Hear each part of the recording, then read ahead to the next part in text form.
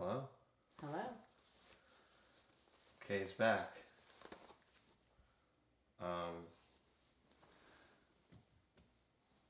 have a co-host. I'd like to formally and officially ask for you to be the co-host of the BTE podcast. Do you accept? I mean, I thought it would be a little more formal, or maybe to get down on the knee or something. No. Sure, I would. I'll accept. Okay. The demand was, I mean, we can't let the fans down. Right. Okay. Okay, so for you listening, not just watching, my wife, Kay Cariana, she's going to join hopefully weekly. I think it's better. Yeah. And so we're down here. We're sitting in our little makeshift studio. I'm not going to call it a basement, but it's the bottom floor of our home. Right. And so 2 weeks ago, you made your debut. It was an interview. Mm-hmm. You were interviewing for the job. You didn't know it.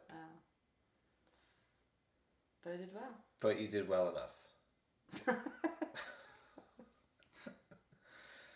Okay. So, and then last week, for the past week and a half, you were out at the games, CrossFit Games. Right. So there's a lot of people that are obviously interested in CrossFit, the CrossFit Games, and I think would find it cool to know kind of what you were doing out there. Mm-hmm. So, what is your job out at the games? What do you do? So my job, pretty much for the last 8 years, has been, to be part of Dave Castro's team. So Dave is the director of the games. It started out being part of a support team, and then I took on the role of his, I guess, head assistant maybe 4 years ago. And so that's pretty much what I do when I'm there. And that job,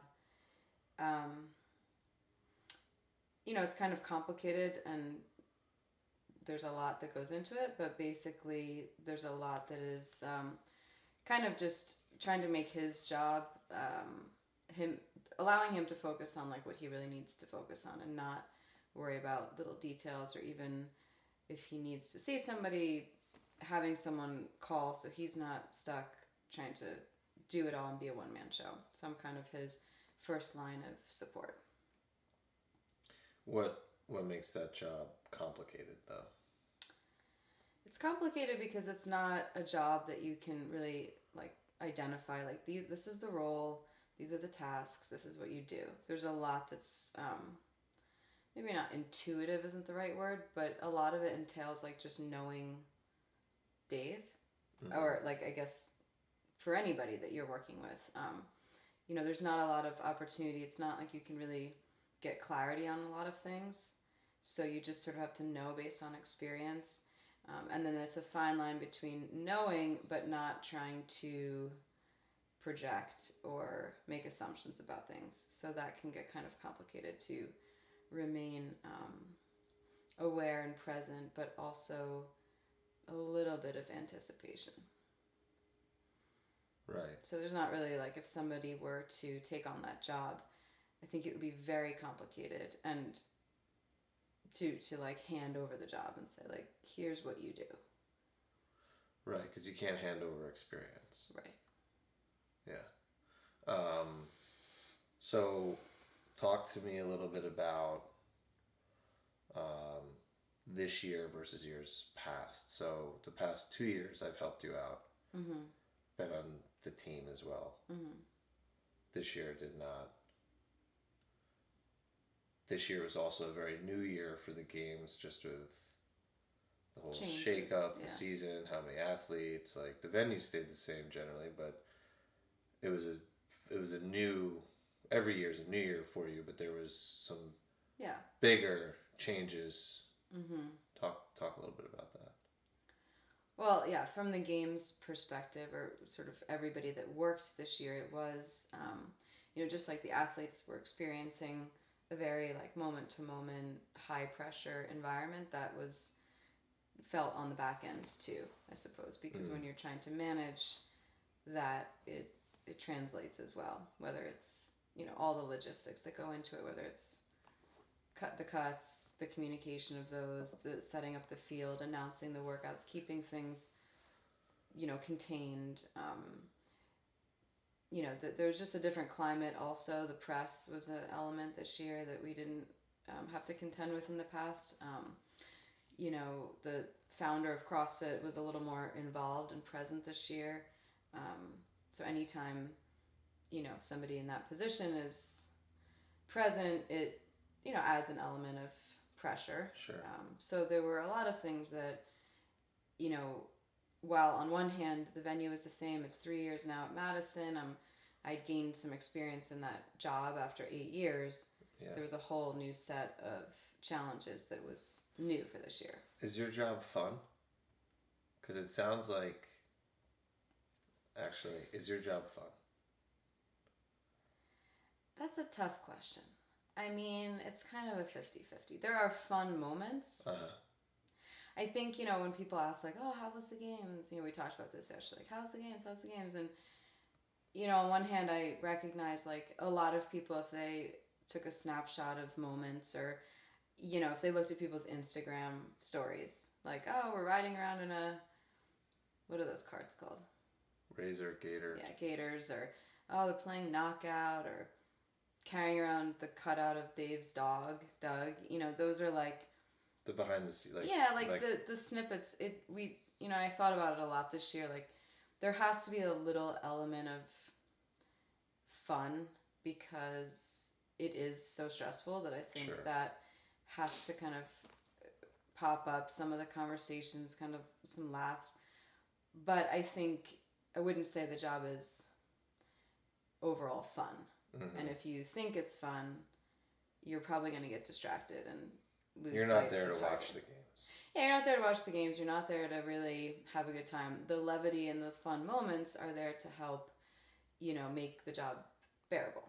Right. And it's not fun, I think, for Dave especially, like, who's probably in the highest pressure situation out of everybody.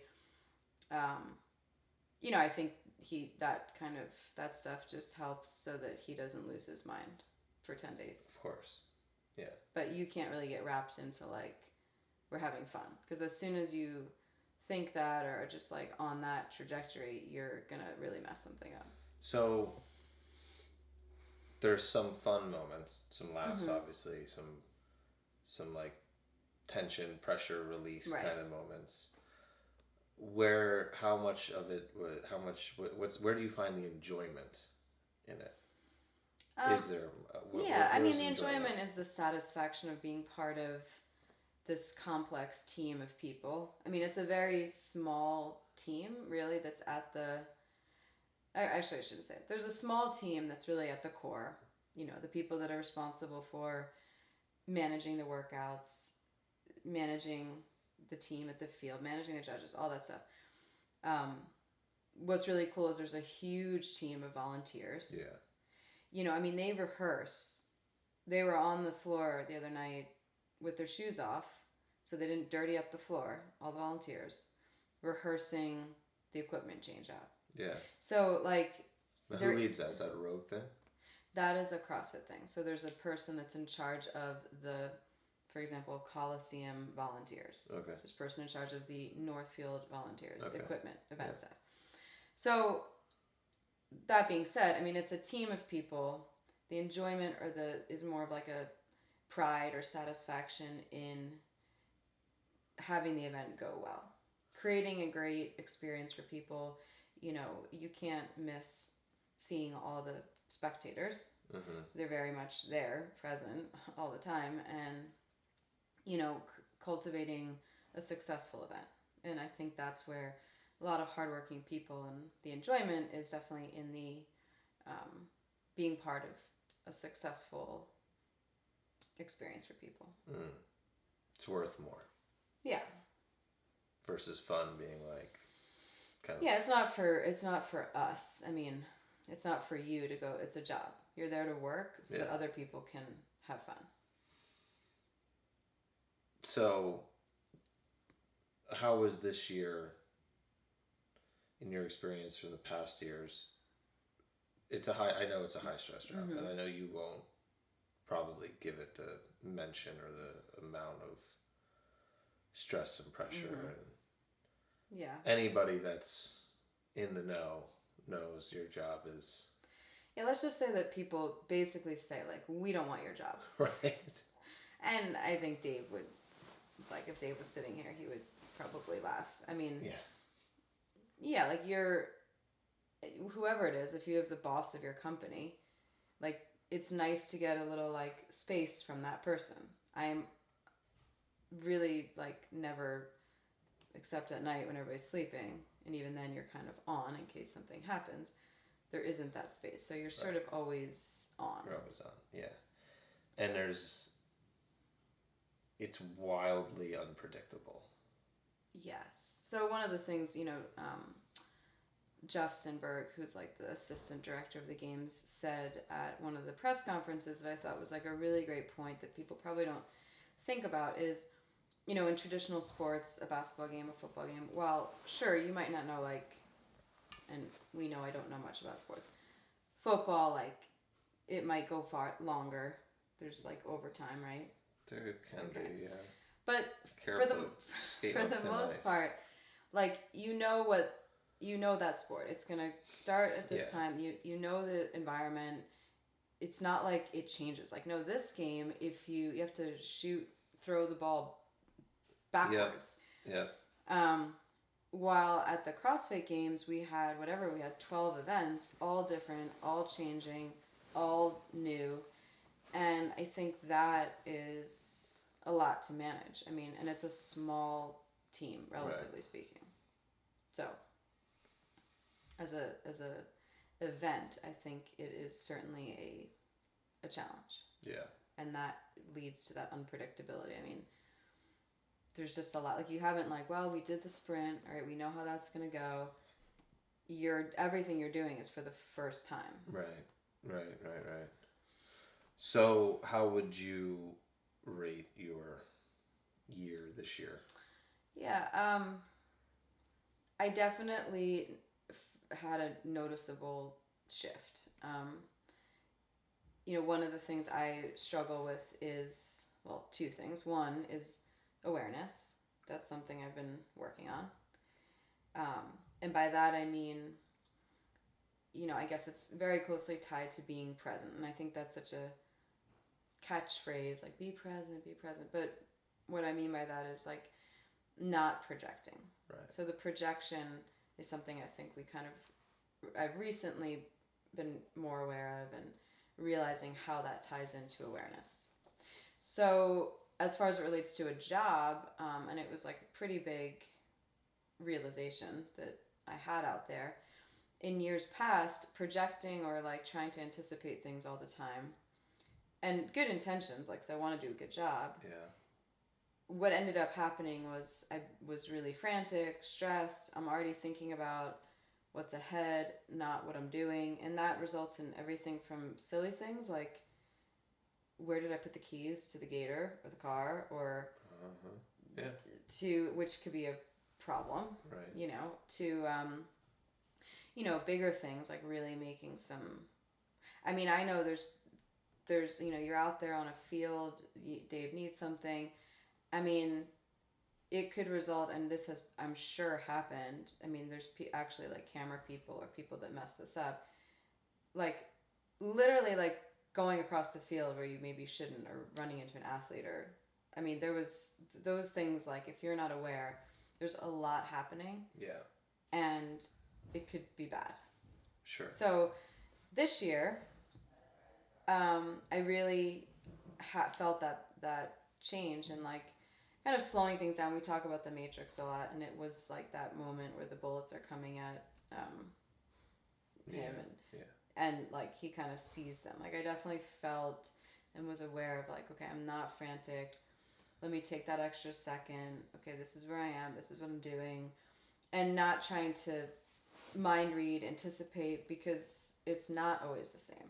And so, that was just such a success, and it helped me to not be as stressed. which then helped me to do my job better, which is sort of like a cyclical effect. So, you know, I shared with you that that's something, whatever your job is, yeah, that heightened awareness, it's going to allow you to do your job better. And then also on a personal side, not feel like you just survived the day.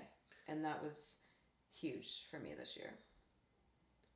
Yeah, and you couldn't stop everything to be like, what is happening? Mm-hmm. Like, it had to be in real time, on the fly. Yeah, it's not that that's not the time. Like, that was kind of you're not meditating mid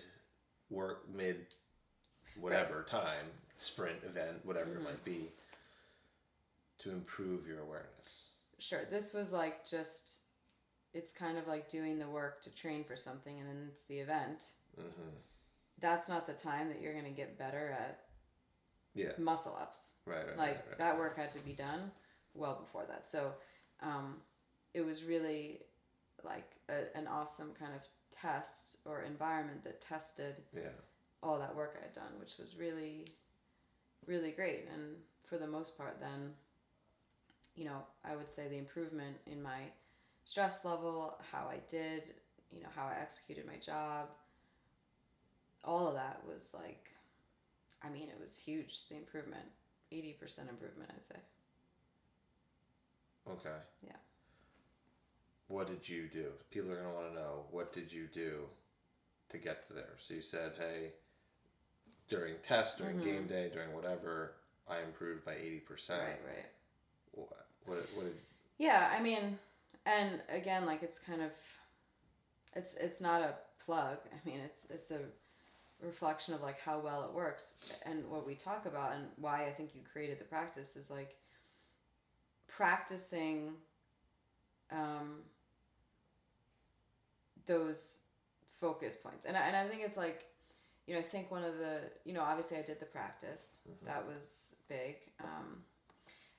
I think some of the journaling for sure, just having a constant dialogue or focal point of like, I think it's just so easy if you don't have something that grounds you in what you're working on, to just all of a sudden it's a month's gone by and you're like, oh man, I really wanted to work on my awareness, but like, unless there's something for you to actually action that, it's just not going to happen. So I think the practice was kind of a kickoff for me in that. Like, there were, I think the early ones, I was still kind of resistant a little bit. Oh, really? Not resistant, but... You're saying that when the practice, at the beginning of the year started? Yeah, when I started the original practice, I think it was just the beginning of my journey. So I don't think I got it. It was kind of like still in that mindset of like, yep, gotta do this. Oh. I mean, I think in retrospect, I don't think I realized it then. Looking back, it's like, wow, it wasn't probably as open as I was. For sure. No. Yeah, and then obviously, you know, I have the benefit of like having you in my life every day. So I think those conversations, or that, not coaching, because it's not like that's sort of weird for our relationship, but yeah, when there's a scenario, not just having it be like, oh, I just don't want to talk about it. But really looking at it and being like, okay, this happened. Why did that happen? You know, trying to be aware of like, okay, how am I projecting in our relationship? How am I projecting with the kids? Not just kind of glazing over and being like, I don't feel like dealing with it today. So I think it is a very much everyday thing. And whether it's the practice or writing after your workouts or doing the morning pages, or, you know, it was probably a lot of things that got me there, but the main thing was like consistently working on it, and you know, like I said, I have the benefit of you. People who don't, that is why there's the practice, because if they don't live with you, no, hell, don't want to live with me. No. There's a downside to everything. Big downside. But yeah, so there needs to be something, and I think that was really it was. Did you ever think about meditating out there? Because we've kind of dabbled a little bit. You know, a couple of years ago, we kind of got into it. You know, I didn't. I'm not trying to beat up on meditating. I'm just, you know, just as for people that are okay, the practice, whatever, do it, don't do it. That's up to you. But like, journaling obviously I think is unfortunately I think journaling is shooed away as something 12-year-old girls do, and it's like, seriously, I'm gonna write, and it's like, go ahead, do it, and tell me how easy that is the first time if you're not used to journaling. Sure. And do it for an extended period of time, being 1 week. Mm-hmm. Tell me how easy that is. Yeah. And so. Yeah, the meditation is just and again, yeah, I thought the meditation, like, there was definitely value in that. Mm-hmm. I did some journaling out there. Mm. I think the meditation would have been more challenging because even if I guess, what we know now too about, like, okay, what are the priorities? Well, sleep is definitely one. Sure. So I can't meditate when I'm on the sideline. I'm supposed to be watching Dave. So I can't meditate during the day. And then on the other ends, it's like, okay, so I could make sure I don't get interrupted by getting up at 4 a.m., but is that really a benefit? Sure. And if you're always knowing your phone could be pinging, you're not really then doing the practice justice. So I did journal a couple times. Mm-hmm. How long the journaling?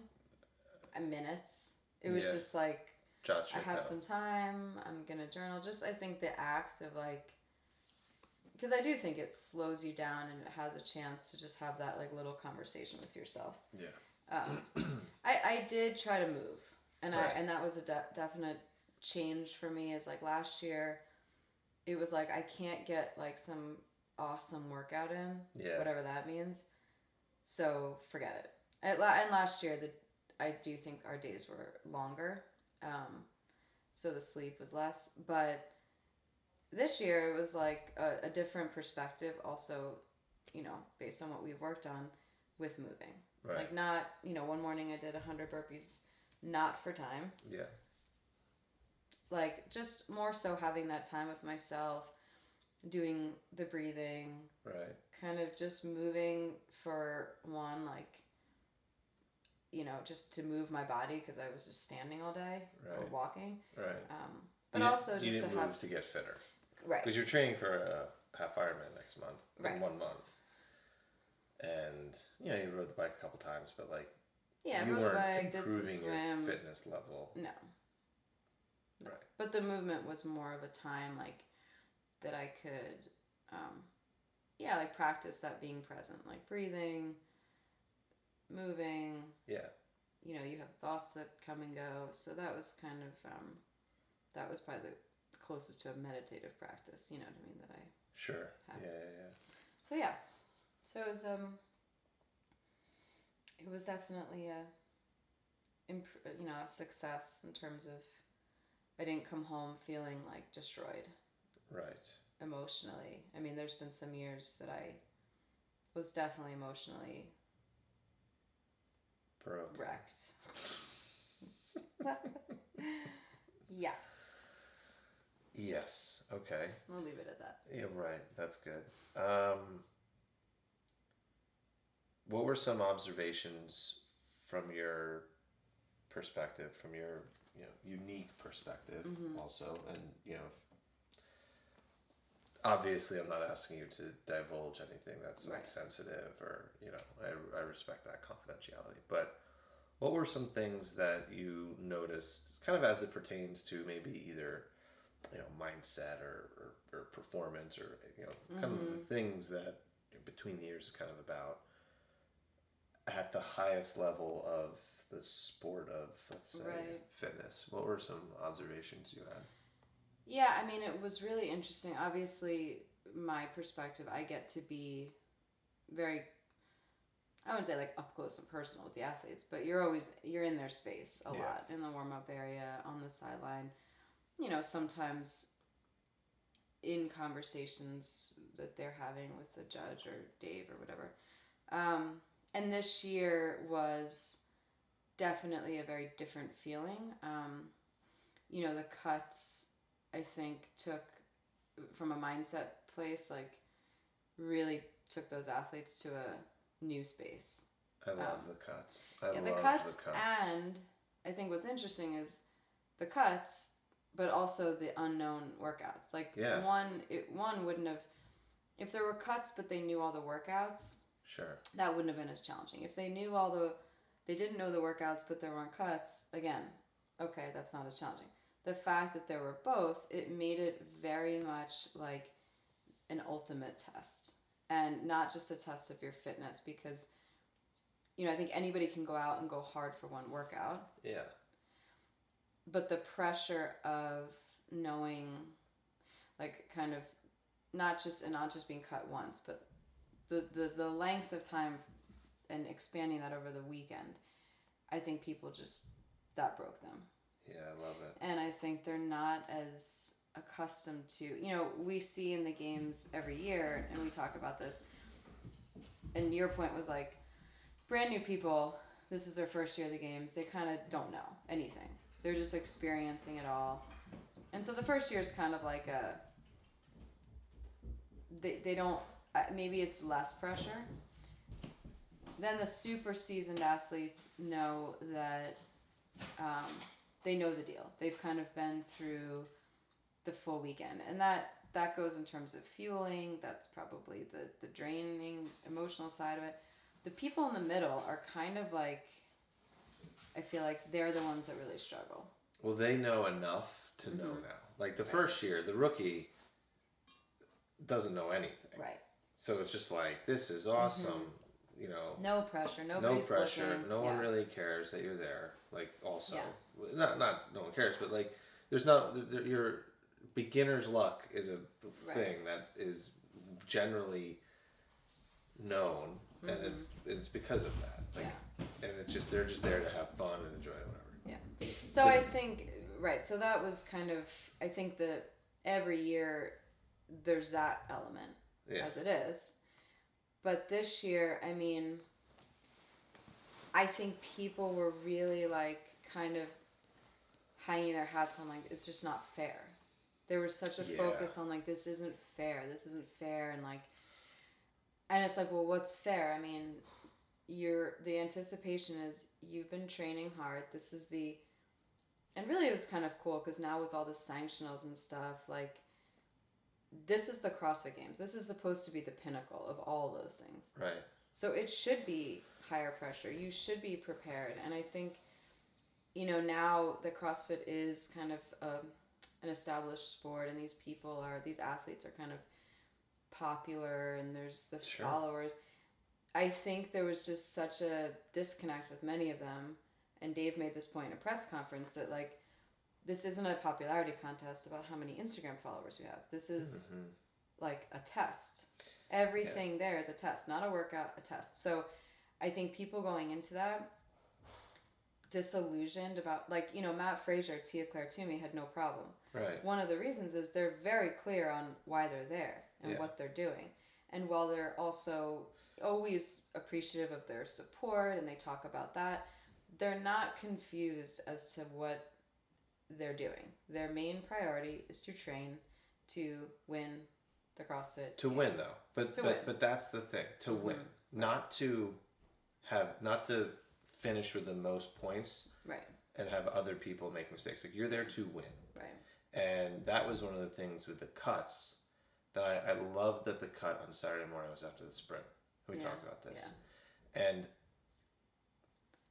because it was supposed to be a sprint. Right. And we've seen it so many years in the past, and it's like, I'm losing respect for you because your stride is not open. And you're playing so it what safe. You mean is, and what you're saying is for people that don't quite understand, like, if you know the other events coming up, there's an element of gaming it. Without a doubt, the gaming. I don't have to go all out, and what if and somebody tore their hamstring or whatever. So there's kind of that, like, that risk. Part of this sport, there's a risk. If you're really working at it, there is a inevitable risk. And if you take that out, it loses some of its, like, well, I'm not going to go 100% because I know this and that and my points. And it becomes like a numbers game versus a test of, and really for CrossFit. So it's like, I think there's a comfort level that sort of, people got a little comfortable. And this was kind of a wake up call. So that was cool. I agree. And I think that, again, and my whole thing with mental toughness, you are not mentally tough because you do a grueling workout. Right. Stop associating those two. Mm-hmm. You put a weight vest on and did something, no, doesn't matter. Yeah. Like, that is the big thing with mental toughness. And, you know, from my observation, I heard a couple media interviews, and actually that's where it all came from. So it's not even like I didn't have the benefit of overhearing conversations that might have not been like, you know, because you're involved with a bunch of things that are off camera and kind of in a realm of like, this isn't for public release. I was in New Jersey and still following along, and with people, like, you go to the morning chalk up, or you go to, I mean, mostly the morning chalk up, they had a lot of that. And the bitching about the cuts from big names was, I was like, are you kidding me? So, the cuts, they're not fair. To be a professional athlete and play the fair card absolutely blows my mind. Yeah. And I heard a couple things of like, you know, I thought I would do really well in this event and I didn't. And it's like, right, because, so what are you doing the rest of the year before that point? Right. You know, I guess I should do more things where I go harder or go longer or do, you know, whatever. Right, it's like, okay, now I know I have to change something, but that's right, but the mindset piece isn't like, no, that's doing more hard work. Right, that's a separate thing. And, you know, I did have the chance to talk to Chris Hinshaw at one point in the weekend, or at the end of the weekend. And it was really interesting that, you know, he's been an Ironman athlete and done really well in that. And that's like long efforts. And one of the things he was saying was that, you know, a lot of these athletes just aren't used to being in a space of like going through those emotional like lows and highs, and you know, the workouts are so short. So to your point, like, mental toughness isn't a grueling workout. What it is like being able to identify, okay, where am I at? What's happening? Whether it's like, you know, because I think for a lot of them, the cuts probably, I mean, obviously that's what we're saying. The notion of being cut impacted probably their performance or their ability to endure. Because, and I would submit that the notion of being cut, then, the association is, it says something about you as a human being. Mm-hmm. It's not like, hey, you know what? Nobody was saying like, yeah, you know, I just, from a performance standpoint, wow, like so-and-so did better than me. Right, it's an ego. It's a blow. It's an ego, and it's an identity thing. Right. And that's mindset, and that's mental toughness. It's that place from within. It's not what you do on the outside or how ripped your abs are or anything or any of that. And you know, don't ever quit. Like, no. Right.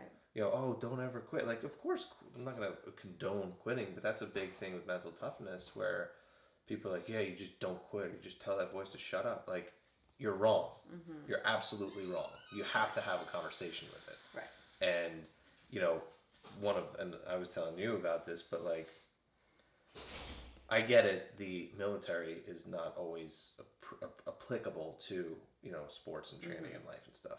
But one of the things about really developing the mindset and testing people from a mental standpoint, how do you test somebody from a mental strength standpoint?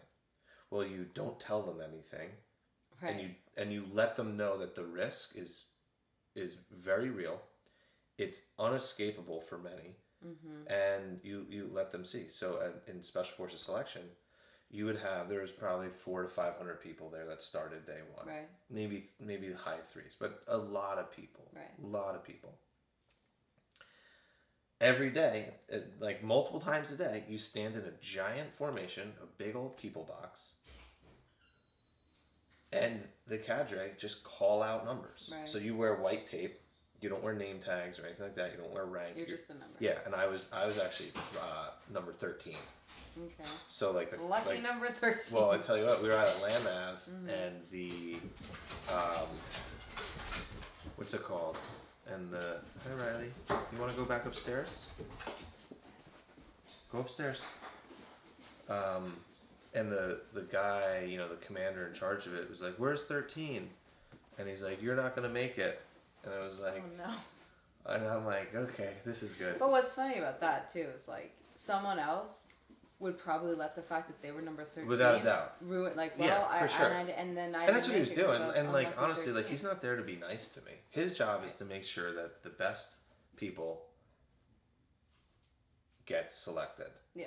And if somebody's gonna lose their mind over the fact that they're roster number 13, right. Anyway, so they call out names. So you have a bunch, like whatever. I'm not gonna go into selection, but every day there's multiple times about that, and you don't know if that's if your number gets called, you don't know if that's good or bad. Mm-hmm. And so that thought of getting cut, and just you have to practice that demand. Every day. Yeah. So well, what's funny though is CrossFit, the unknown and unknowable. I mean, that is part of the deal with what CrossFit is.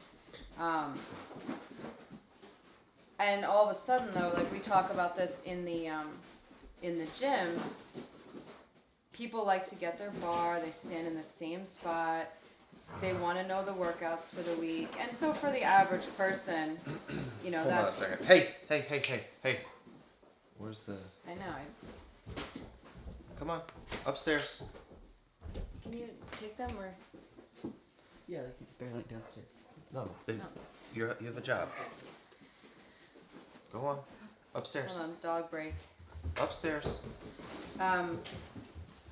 Yeah, so I think over the past few, as CrossFit has evolved, it's sort of like lost some of that.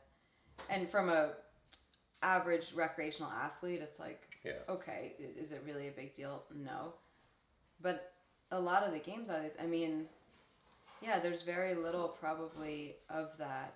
And I don't know what Tia or Matt or some of those guys, or Rich. But I mean, I think that's something that's some of the people that got cut who were just destroyed because of that. That's something they have to look at, that they're just not. It's not part of their training, and it's missing. But that's what's so incredible is just that dichotomy of like. Everybody looks at them, like you said, and these people are so mentally tough. They do such hard workouts, and they're not doing, to your point, they're not training their mind. Right. They're training their body, and I agree, they have a high threshold for pain. That's not mental toughness, though. No. So, and where they are now, what's more fascinating is it would be cool to hear what the hell is happening with them this week, because... as you said, this is their identity. They weren't in the last workout waving at all the fans at the end of the CrossFit Games. So how are they? I mean, I saw one of the athletes actually said, and I don't know if it was public or not, but like, I'm not coming back next year if this is what this is going to be. Really? Like a 2-year, and it was actually someone that was pretty new, like a 2-day experience. And it's like, wow, you are literally saying that you're just... You know what I mean? That's such a, like that's the problem right there, is you don't have the confidence. Right. You're basically saying next year I'll also not make it past day 2. Yeah. So I'm not going to bother. Yeah. And that is just not the right mindset to have. Like. Yeah. So I think, I do wonder where those people are right now and how they're handling it, a week past the games, when it's like, and I wonder how many might say like, sure, there's sponsorships and things like that people have to, if that's their job. But what's interesting is how much this experience is going to deflate them to get back at it and train hard. It's going to be one of two things. They're either going to be motivated by it and be like, wow, I need to step up my game in every way. Or they're going to be totally defeated and be like, I can't do that again. So. Yeah.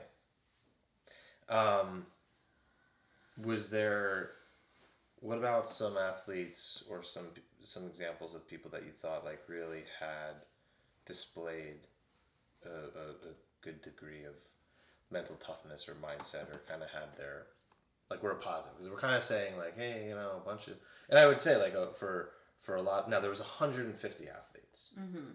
So to say most of them aren't do something or are deficient, like that's you can't I can't no, we can't and make I think claim. a huge group of them were very aware they were going to get cut, right? Because it was the way it was this year. It was more so that group that maybe in years past was still in the finals at the end, and this year they weren't. Yeah, I mean, some of the bigger names, and I don't. And I didn't see any of that stuff, so it's kind of funny that like the only experience I have with that was the little I saw or what I knew from behind the scenes, because I wasn't really obviously on watching from, watching the media. Like there just wasn't. Right. But I do think. Yeah, I mean, it's kind of, I don't sound like obvious, but like, there's something to all the people that I thought did well are from basically trained together in Cookeville. Like Rich, Matt, obviously the team, Mayhem's team, because even if they're not together, that team actually did do a lot of training together. Yeah. Haley, right? Yeah, she's a stud. So, and I think there's something to do there with like a genuineness. Like they work really hard, but there's just something there that's an intangible too, with like who they surround themselves with, what they choose for their life, like it's just I think really authentic. So I think they obviously demonstrated that. Kind of always when you saw them, like in a good place, like conversational, not like you can just see, not that athlete, obviously sometimes there's a time to be kind of like focused and serious, but they didn't ever look like they were in that like point of like a bad place, so to speak. I'm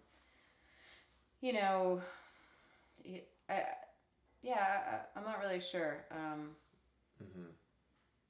It's a little bit hard to say that from my perspective. I mean, that's the obvious one. I do think that Katrin, David's daughter, in the past has been, it seems like she's struggled more in the past, like emotionally. I mean, that's usually a public thing, that she wears her emotions pretty on her sleeve, and she seemed to be more composed. But other than Katrin? that, yeah, I thought this year, like she obviously wasn't winning, right? But I think in years past, like it seems like she would have been more susceptible to like the pressure of the cuts, and she seemed to do well with that. But yeah, I think it's hard to say like who really excelled in that. In that top field. But I guess some of the people that were cut, I heard a couple of people that there were some athletes that were like okay with it. I think Patrick Vellner was actually like not like that night. They had people at their house, their Airbnb, and had dinner, and his wife was there or whatever, or I guess he's not married. I don't know, his girlfriend, whatever it was, and it wasn't like the world coming to an end. So yeah, it'll be. I think what's most interesting is how, not like really on day 2, 3, 4 of the games, but like I said, kind of how it's going to play out over the next few months with what those athletes choose to do. Yeah. So, I wonder. It's kind of it's just a question. Obviously, I know we know some people, but not all of them. But what are people really doing to train their mindset? Yeah. Like that is an interesting thing to me, because. But I think that's what we're saying is I think it's just been so confused as synonymous with hard training. So I think it's like maybe now there's a little bit, like it was kind of refreshing hearing that from Hinshaw, who spends a lot of time with with the best athletes. You know, I know a lot of them in the top 10 had reached out to him and came down and trained, and you know, he said, you know, it goes a long way for people. He'll say, like, come to Cookeville, and it's kind of a test to see too, if they're really serious about it, they're gonna go down there and make that trip. But yeah, it was kind of refreshing to hear him identify that, and also be in agreement of, like, a lot of the mindset stuff that's out there right now is not. It's garbage. It's not helpful. It's just right. It's just fluff. So like, maybe now there's a little bit more of, like, oh, okay, there's a little bit of it, like, that wasn't really, you know, people identifying, like, it didn't have anything to do with how hard I was willing to work. The real pitfall for me was not about that. Okay, so what do I do to improve that? And but to your point too, there's not a lot, like, unless they seek out you, or I mean, who else do we know that's really, what else is out there that's actually impactful or effective for these people? I mean, I obviously don't know, because you know, I don't have experience with what other people are doing, so they might be doing, I'm sure there's people doing good stuff, but it's not like there's this body right now, this entity that's like, oh yeah, they'll just all go to blah blah blah.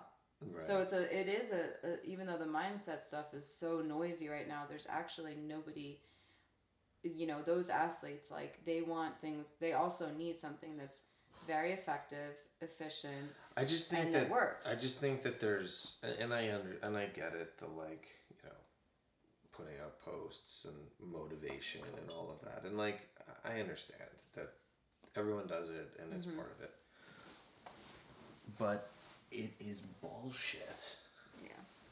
Then when you're there, right, in the moment, you're the only person to fuck up, and you're gonna say it's not fair, and, like, but how easy it is to say quotes, how easy it is to be like, find your why. And in that moment, like, are those people really referring back to, like, oh wait, how do I rectify this feeling I have? Oh yes, there's a great quote. Like, nobody does it. Nobody remembers quotes. But that's like when going full circle back to me talking about my experience out there, not as an athlete, of course, but being in the mindset space of working in a high pressure job where you don't want to fuck things up, you want to do well, like, it's super stressful. And I can tell you that, yeah, for the last 8 years, or 7 years before this year, I read plenty of books. Yeah. Was very aware of, like, great quotes about hard work and the cat hanging from the tree, hang in there, like, all that stupid shit. And none of it helped. What helped was the work I did in this year to train that muscle, so to speak, of, like, awareness, slowing things down. Okay, I'm doing this, that, like, to our point too, like, knowing yourself, getting familiar with how you operate, how you get out of, you know, what state you're in, all that stuff. So, but there's no start to finish. Like, here's the 7 steps. Yeah. Here's the blueprint. Well, that's what everybody wants to know. I mean, yesterday, I was on a podcast of, you know, friend member Christina Previtt, and she asked, like, well, what's the process? Everybody wants to know what's the process for that, and it is just, it's really not. It's just like someone asking, well, what's the diet? Tell me the diet. Tell me, and I'll just do it. And it's just far more complicated than a linear path of, like, you know, arguably the physical part, probably being a games athlete, is a little more linear. You got to do this, you got to do that, you got to do that. You got to train all those things, and this is how we do it. But the other stuff is just, and we know how much it impacts the physical, the emotional. We all know that. I think every games athlete, if they had to take a questionnaire, would say yes. The emotional stuff, the other part of your person, impacts. I mean, even look at Tia during the lifting. It wasn't just like oh, that's weird, that's strange that she was in that state. Right. She was very specific about the place she was in during that hour-long lifting. Because it matters. So maybe people are now starting to go there, but it would be interesting to see, to keep that conversation going, and see where your stuff could maybe find its way in. Yeah, we'll see. What are you laughing at? I was just thinking about a conversation I was having with somebody kind of at that level, and thinking how, like, if I was to have a camp, like if I was to do a mindset camp for them, it would be so easy to break them for most. Yeah, and maybe that's what that is maybe, what people need to kind of like have that awareness moment. I mean, everybody has those, like for me, maybe it was like a big argument we had or something, like a breakdown of like, wow, like we've talked about this, like I really need to work on my awareness. Or and potentially like some of the 2 years ago at the games, like when it was over, being really in a bad place, like that is a moment of like, okay, is it really this, is it all the situation or is it me? Like having to look at like, well, sure, I could blame it all on like, it's just a really stressful job. But there's also, what do I need to do to just be able to manage that better? So I think it would be interesting to have that moment for those people to be like, wow, and maybe this was that for some people. Yeah, for sure.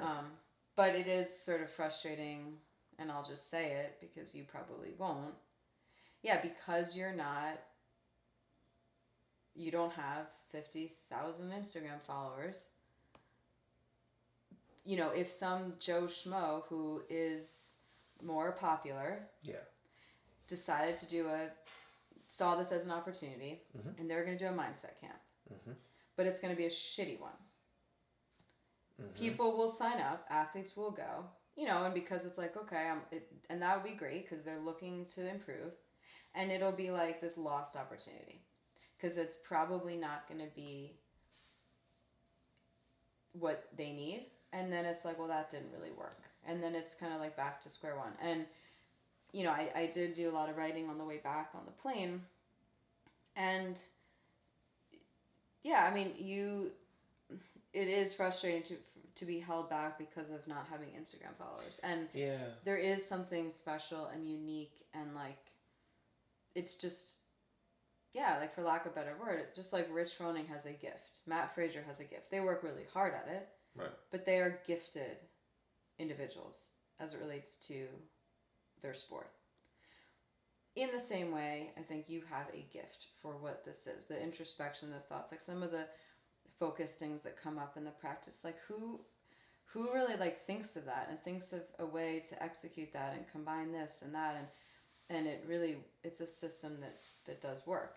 And so it is very frustrating that it's not just like a popular name that's going to take a word mindset and use their popularity to, like, it looks like the right thing, but it's really like it lacks the substance. And you have the substance, but you don't have the fame. And so it's kind of a frustrating thing. Yeah. From an objective, not objective. You're not objective. No, I'm not objective, but so. Yeah. I mean, I think that for me, I'm not disillusioned to think that. Is it disillusioned or illusioned? Disillusioned. But an illusion is. But the using it like that is. I'm under no illusion. Just or say disillusioned. I'm not disillusioned. That sounds like a double negative. We'll check and come back next week to update everybody. I'm not under any I'm not disillusioned to think that just because it might be quality and good and life changing, that it's that people are just gonna magically figure it out. No, I know that's the frustration though. It's just like. But it's also like my whole thing is I want also the right people to want to do it, and Yeah, and it is back to the question, like, is, there was a press conference with Greg Glassman, and he actually was talking about the games versus what happens in an affiliate. Yeah. And so, the same thing, like, from a life changing people's lives. Yeah. Yes, Matt Fraser's life has been changed because this is his job, this is his livelihood. Yeah. Yes, CrossFit changed his life. And that's awesome. Yeah. That is like a tiny percentage of his life being changed like that. Very few people are going to have their life changed like that. Right. Versus people that we know in our gym whose lives have been changed, and who cares what they're snatching? That's not why their life has been changed. So similar with between the years. I mean, yes, it would be cool to be impactful to somebody like, a high-level games athlete, and change their life in that way with the mindset. But I think your focus also is very much about, like, the average person changing their life in a way that's not just to win the game. No. And that's I think the big thing. Like, we were kind of talking about it. Like, I would love to get the right games athletes, not all games athletes. Mm-hmm. And I think that, labeling oneself as a games athlete, and they all do it. Right. They all do it. I mean, and I understand. It's not like a criticism. Like, I understand why, and it is something to be very, like, proud of and tremendously work. But there's an identity that comes with being a games athlete. And a lot of it is... So if you only participate in 2 days of the games, are you a games athlete anymore? That's the identity crisis, so, yeah. Yeah, and so there's a lot of that, like, I'm a games athlete. And it's like, okay, that's not who you are, though. And you remove that away, or you're somebody who can do crazy things, what does your failure rate kind of look like? Like, what is the envelope? How are you pushing it? I heard one interview, the guy was saying he should probably do more 4-time workouts versus AMRAPs. And I'm thinking, are you kidding me? Like, you're at this level, and that's just you figured it out now, like that out now. Right. Because that tells me that, like, okay, anybody that's ever done an AMRAP versus a for time we all know knows that for time is much more so like you get outside your comfort zone anyway. So it would be cool, but I think it what to me, like, I don't want to work with people so that they can win the games. Yeah, that is absolutely not worth my time or interest. It's not to be I have an Olympic lifting coach, I have this coach, I have a mindset coach. Like, that's not really what I'm interested in. It's for people that really want to improve beyond that, but it is kind of frustrating because it's the same thing, like, I get quite a bit of it where I get sent popular things, not interested.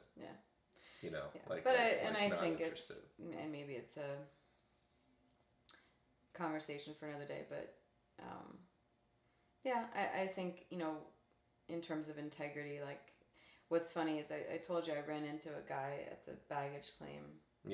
Who was asked me, like, oh, you're working at games, a local affiliate guy, and I said yes, I worked the games, and he asked if I was running a booth or something, and I said no, I work for CrossFit. And so by the end of it, I said, he asked what I do, and I work for Dave, and it was like all of a sudden his tune changed.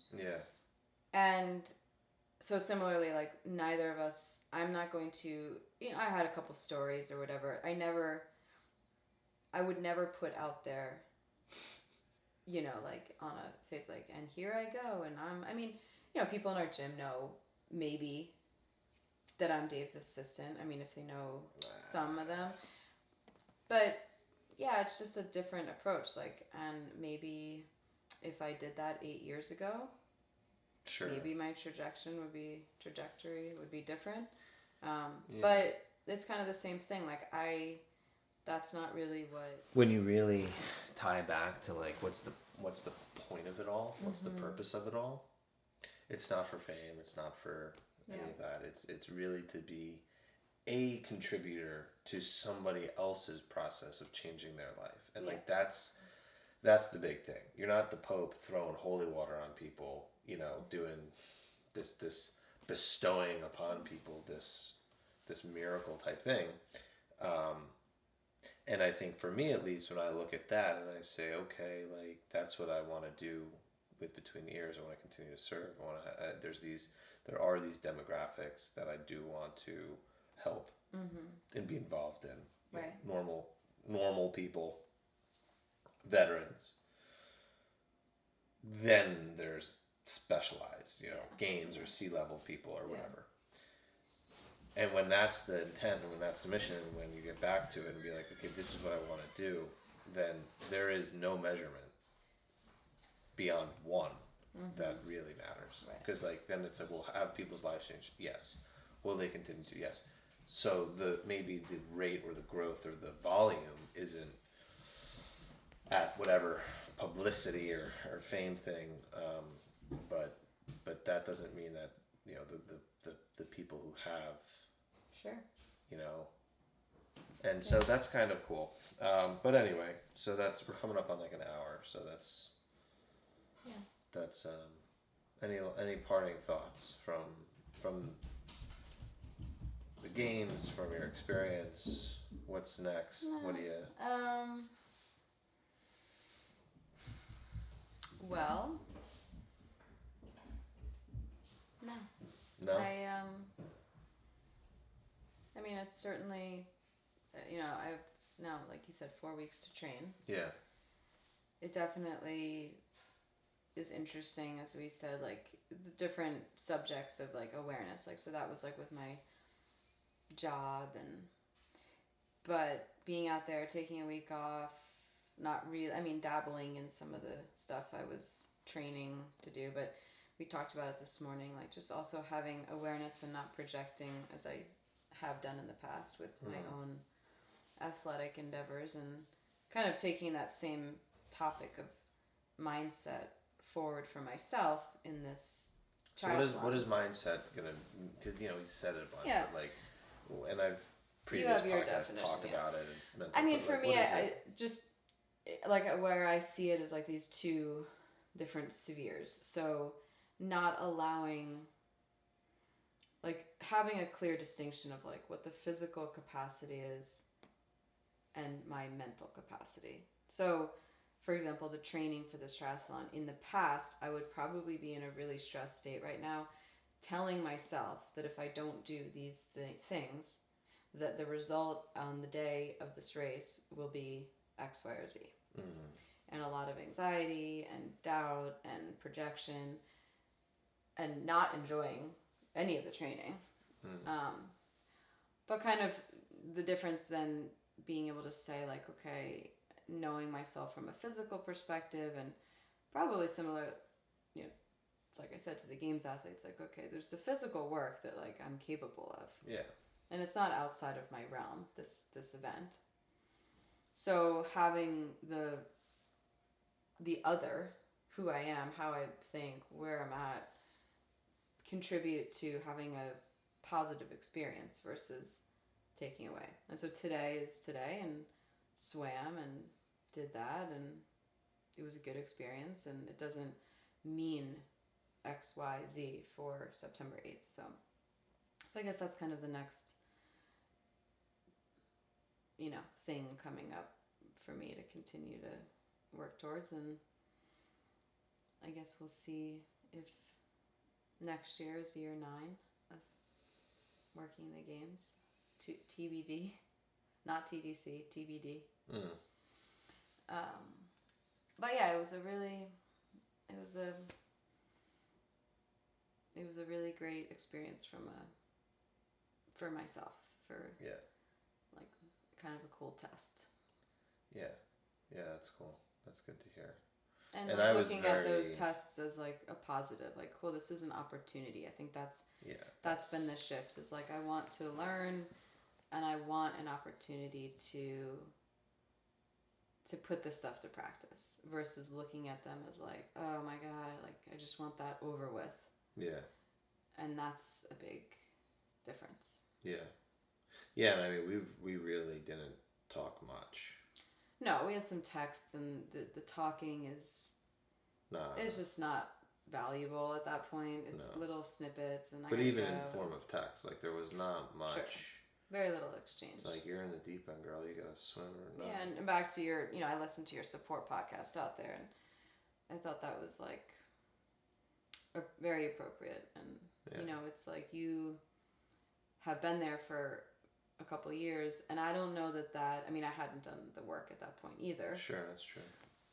But even if you were there now, like, yeah, it wouldn't really have been like, okay, like you're not gonna be carrying me through the triathlon. You're gonna be pushing me up the hill on the bike. Like at a certain point, you have to go do the work. Yeah. By yourself. Yeah, I still find it interesting that the whole what people focus on before something. Mm-hmm.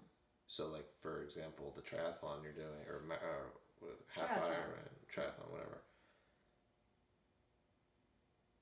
The first thing people say is about the temperature of the water, or the hills, or the this or the that, and it's like doesn't matter. Doesn't matter. Yeah. It doesn't matter. It's not to say ignore it and be reckless. Yeah, be educated. No, you can be aware, but like that's where that's of actionable intelligence versus just it's like we said in that little sprint one, like everybody, and I called it. I said everybody's gonna freak out because it's uphill. Right. I did one that was very aware that there was a hill. Everybody talked about the hill, and as soon as we got on the hill, that's what we were talking about. Yeah. People stopped. So. And it's like, that's amazing to me. Yeah. That's the case. But you buy into things being way harder than they probably are. So much easier than you buy into your effort to overcome. Yeah. And then it robs you of that. I mean, I've robbed myself of a lot of great experiences. Like every single regional, sectional, when that was like, I look back at those and it was a miserable experience. Christina on this podcast yesterday asked me what my definition of misery is. And it was like, we only had like 30 seconds to come up with an answer. I'm like, eee. But in that moment, one of the things that came to mind was like being in a self-imposed prison is like misery. Yeah. And you don't have to do that. So. Yeah. That's it. That was Phil's ankle, if you heard that pop, by the way. All right, cool. I think that's enough. The practice starts September 1st. Sign up. Let's see. California, Maine, Arizona, Sweden, England, Wales. Yeah. The group. New Jersey, of course. Yeah, that's pretty DC, cool. North Carolina. Oh, Illinois. Yeah, Illinois. Yeah, so worldwide, just like the CrossFit Games. Yeah. So the group is forming the group is really cool. And the experiences are vast, which is neat. Yeah. Which is really cool. Yeah, so I'm looking forward to that for sure. So sign up for that if you want. If you want questions or whatever, obviously, ask. I'm here. I've been a broken record on that one. So this was long. I don't know. Yeah, but I think feedback. It was kind of good to just do like a review, like a chat. Yeah. There wasn't. It would be interesting if people have specific questions. Yeah. Yeah. Oh, for sure. We can do like a Q&A kind of thing. Right on. So that's all we got. We will be back next week. Yeah, I don't know if we'll video it though. Oh, maybe I don't know if we're gonna video it. We're gonna be on the road. Yes, but we can still do it. We can still do it. Maybe it'll be a shorter one. Anyway. All right, that's it. Thank you guys for tuning in. I don't know. You can also send me a personal message and rate my co-hosts. She's on a probationary period right now, so it's like. In fact, the fact that you're sitting on this chair, Nick Whitting would be very disappointed. I should get out the paint bucket. Yeah. And you don't get to sit in the chair until probationary. But we're also married, so that could impact other relationships. All right, guys. Goodbye. Bye.